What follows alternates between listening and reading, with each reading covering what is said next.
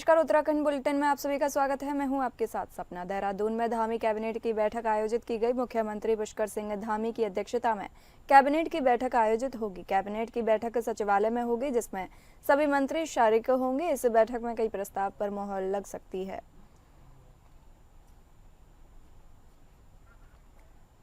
मुख्यमंत्री पुष्कर सिंह धामी की अध्यक्षता में कैबिनेट की बैठक आयोजित होगी। कैबिनेट की बैठक सचिवालय में होगी, जिसमें सभी मंत्री शरीक होंगे। इस बैठक में कई प्रस्ताव पर मोहर लग सकती है।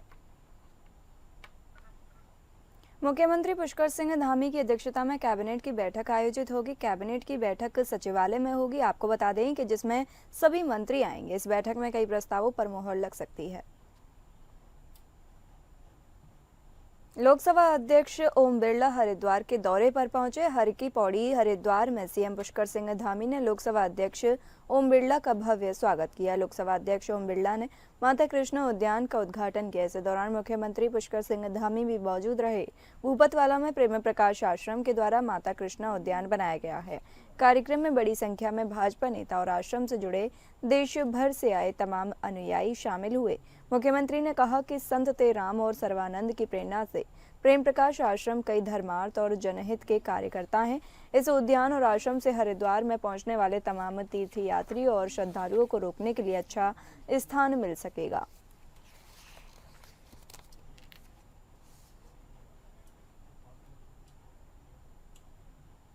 सुंदर कार्य पूज्य स्वामी देवराम जी महाराज की प्रेरणा से और सर्वानंद जी की कृपा प्रेरणा से और माता उद्यान का आज यहाँ पर लोकार्पण हुआ है। निश्चित रूप से क्योंकि हरिद्वार में जिस प्रकार से लगातार तीर्थयात्री बढ़ रहे हैं, आने वाले लोग बढ़ रहे हैं, भक्तगण बढ़ रहे हैं, तो ये इस प्रकार का उद्यान, इस प्रकार का घाट और प्रेम प्रकाश आश्रम ये लगातार लोगों के लिए उनकी यात्रा को अच्छा बनाता है। जिन लोगों को स्थान नहीं मिल पाता उनको स्थान देने का काम करता है। जिनको भोजन की व्यवस्था नहीं हो पाती भोजन की व्यवस्था करने का काम, तमाम निर्धन कन्याओं के विवाह का काम, चिकित्सा के कार्य, अनेक कार्य करते हैं। मैं उन सबको बहुत दिल से धन्यवाद देता हूँ, उनको बधाई देता हूँ, शुभकामनाएं देता हूँ कि एक नवीन कार्य यहाँ प्रारंभ हुआ है। राष्ट्रीय अध्यक्ष और केंद्रीय स्वास्थ्य मंत्री जेपी नड्डा एक दिवसीय उत्तराखंड दौरे पर हैं। एम्स ऋषिकेश के 5वें दीक्षांत समारोह का भी आयोजन किया गया। केंद्रीय स्वास्थ्य मंत्री जेपी नड्डा ने एम्स ऋषिकेश के 5वें दीक्षांत में शिरकत की। जेपी नड्डा के साथ सीएम पुष्कर सिंह धामी भी समारोह में पहुंचे। एम्स ऋषिकेश में विभिन्न परियोजनाओं का शिलान्यास और लोकार्पण होगा।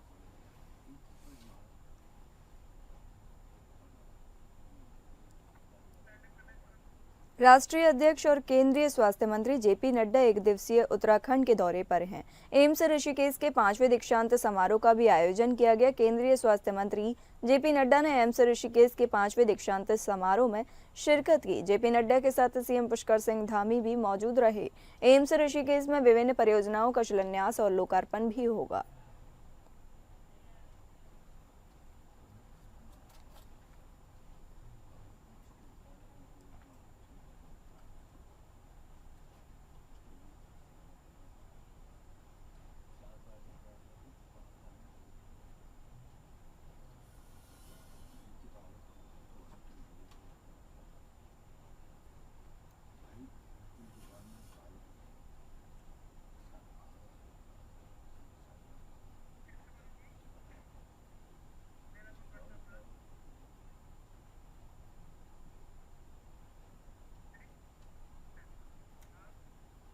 उत्तराखंड में धामी सरकार के कार्यकाल को 3 साल पूरे हो चुके हैं। जहां एक और भाजपा धामी के दूसरे कार्यकाल का 3 वर्ष पूरा होने पर जश्न मना रही है, तो वहीं दूसरी तरफ कांग्रेस प्रदेश अध्यक्ष करण माहरा का प्रदेश में बढ़ रहे अपराध को लेकर बड़ा बयान सामने आया। कांग्रेस प्रदेश अध्यक्ष ने कहा कि भाजपा के कार्यकाल में महिला अपराध में वृद्धि हुई है। अपराधियों पर शासन प्रशासन का कोई भी डर नहीं है, ना ही पुलिस अपराध रोकने में कामयाब साबित हो रही है। धामी सरकार सूबे के लोगों को सुरक्षा देने में विफल रही है।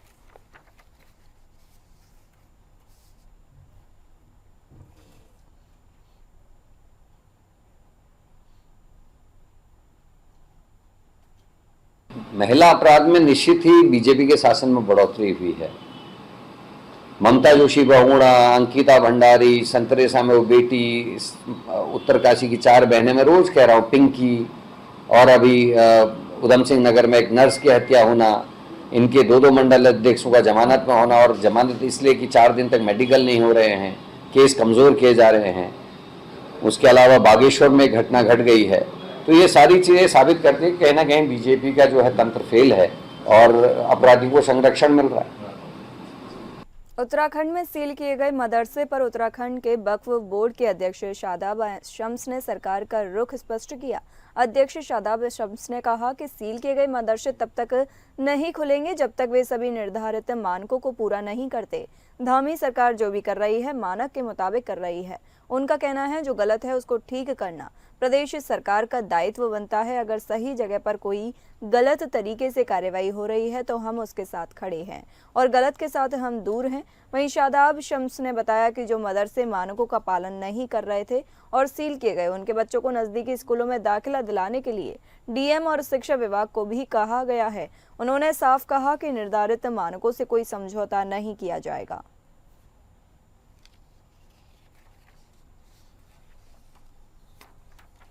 पुष्कर सिंह धामी का मत बिल्कुल स्पष्ट है, सही को छेड़ना नहीं है, गलत को छोड़ना नहीं है। तो गलत को सही करना ये ठीक नहीं है। और हम तो ये कह रहे हैं कि जो सही है उसे गलत कहना भी ठीक नहीं है। अगर किसी को ये लगता है कि वो सही है और उसके साथ नाजायज हो रहा है तो बताए। हमारे मुख्यमंत्री से भी उस विषय में बात करेंगे कि कहीं किसी के साथ नाजायज होगा तो उसकी आवाज भी बनेंगे।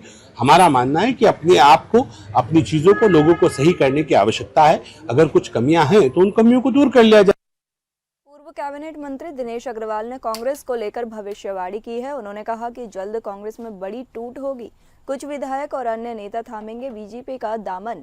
वहीं कांग्रेस अध्यक्ष करण महारापर ने भी वार किया। उन्होंने कहा कि मुझे कांग्रेस में जो मिला था मेरी काबिलियत और मेहनत से मिला था, किसी की मेहरबानी से नहीं।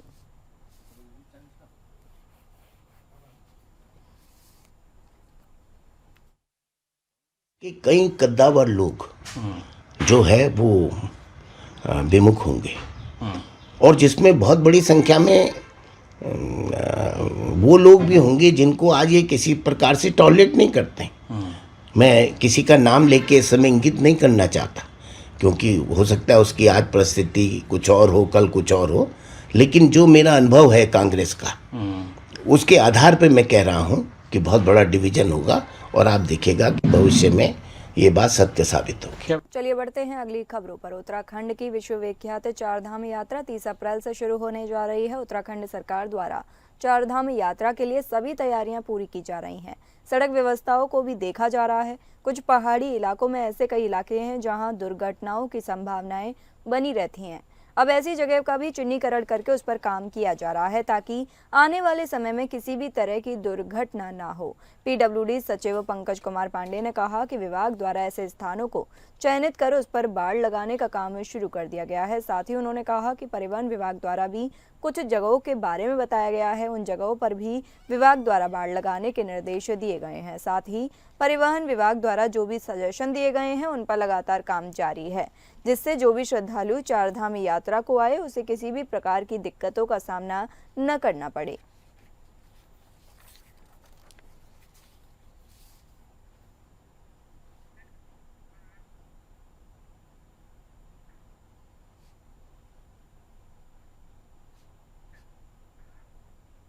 द्वाराहाट का प्रसिद्ध व्यापारिक मेले का आगाज हो चुका है। मेले के दूसरे दिन बट पूजा के साथ नौजयुला के दल के 9 ग्राम सभाओं ने ओड़ा भेंटने की रस्म अदा की। मेले में विधायक मदन सिंह बिष्ट ने रिबन काटकर शुभारंभ किया। मुख्य गेट पर विधायक द्वारा नौजयुला दल के सभी थोकदार और प्रधान को माला पहनाकर स्वागत किया, जिसके बाद सभी रण बांकुरे ओड़ा तक झोड़ा गाकर पहुंचे और ओड़ा भेंटने की रस्म अदा की।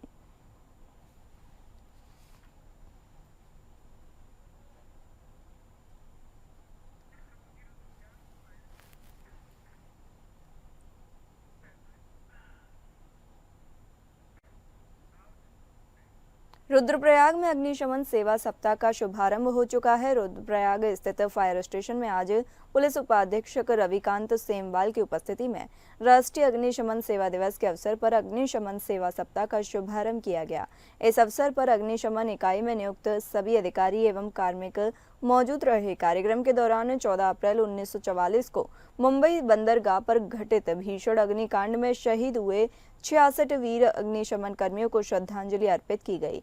समस्त पुलिस परिवार द्वारा 2 मिनट का मौन धारण कर शहीदों को नमन किया गया एवं अग्निशमन के प्रति अपनी प्रतिबद्धता दोहराई गई।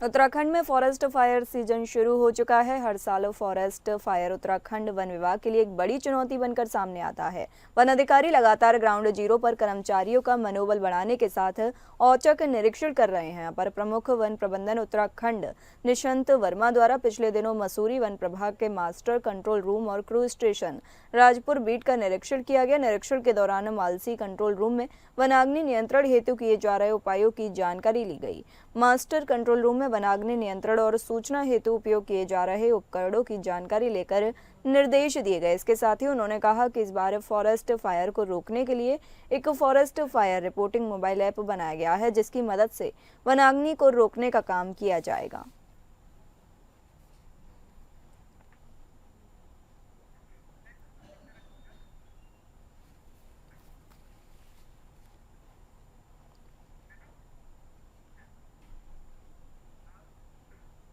चैत्र माह के अंतिम दिन बाबा तारकेश्वर शिव मंदिर और बैकुंठपुर शिव मंदिर सुरेंद्र नगर में भव्य चड़क पूजा का आयोजन किया गया। पूरे दिन मंदिर परिसर में हर हर महादेव के जयघोष और शिव भक्ति के रंग में मंदिर डूबा रहा। कार्यक्रम का शुभारंभ उत्तराखंड सरकार के कैबिनेट मंत्री सौरभ बहुगुणा ने विधिवत पूजा अर्चना के साथ किया। इस अवसर पर हजारों श्रद्धालु मंदिरों में उमड़ पड़े। में बंगाली सभ्यता और संस्कृति को जीवित रखता हुआ एकमात्र धाम आज चड़क पूजा था। 1 महीने का जो तप है, हमारे सन्यासी लोग जो तप करते हैं, उस तप के आधार पर यह अंतिम पूजा होता है। चड़क पूजा कल प्रथम बैसाख है। बांग्ला नववर्ष की आप सबको बहुत बहुत शुभकामनाएं। कल यहाँ विशाल भंडारा होना है। आज जो चड़क पूजा था वो सुदूर बंगला से आए हुए हमारे चड़क बाबा के द्वारा यहाँ 2 घंटे का लगातार चड़क पूजा दिखाया गया है और जिस प्रकार से यहाँ भक्तों का भीड़ उमड़ा वो देखने योग्य था। और इस धाम की एक विशेषता है, जो भी भक्त यहाँ पर अपनी जो भी मनोकामना लेकर आया है वो अवश्य पूरा हुआ है। और हम अपने आप को सौभाग्यशाली महसूस करते हैं कि हमने इस बाबा की इस देवभूमि में हमने जन्म लिया है। पूरे गांव वाले मिलकर इस मेले का आयोजन करते हैं। हर साल 1 महीने के लिए ये मेले का आयोजन पूरे ग्रामवासी के द्वारा किया जाता है। ऊधम सिंह नगर के ट्रांजिट कैंप में भव्य कलश यात्रा निकाली गई। रुद्रपुर के ट्रांजिट कैंप क्षेत्र में आज से 3 दिवसीय अखंड महानाम संकीर्तन की शुरुआत हुई। कार्यक्रम की शुरुआत भव्य कलश यात्रा से हुई, जिसमें बड़ी संख्या में श्रद्धालुओं ने भाग लिया। पूरा क्षेत्र हरे कृष्णा हरे राम के महामंत्रों से गूंज उठा। संकीर्तन कमेटी के अध्यक्ष दिलीप अधिकारी ने बताया कि यह आयोजन वर्षों पुरानी परंपरा है, जिसमें लगातार 24 घंटे महामंत्र का जाप किया जाता है। देश के विभिन्न स्थानों से आई नाम संकीर्तन मंडलियों ने आयोजन में अपनी भागीदारी दर्ज की। इस अवसर पर भंडारे का आयोजन भी किया गया, जहां श्रद्धालु प्रसाद ग्रहण कर रहे हैं। संकीर्तन स्थल पर भक्तों में जबरदस्त उत्साह और भक्ति का माहौल देखने को मिला। इस पावन मौके पर रुद्रपुर के महापौर विकास शर्मा और कांग्रेस महापौर प्रत्याशी मोहन खेड़ा सहित कई गणमान्य लोग भी मौजूद रहे।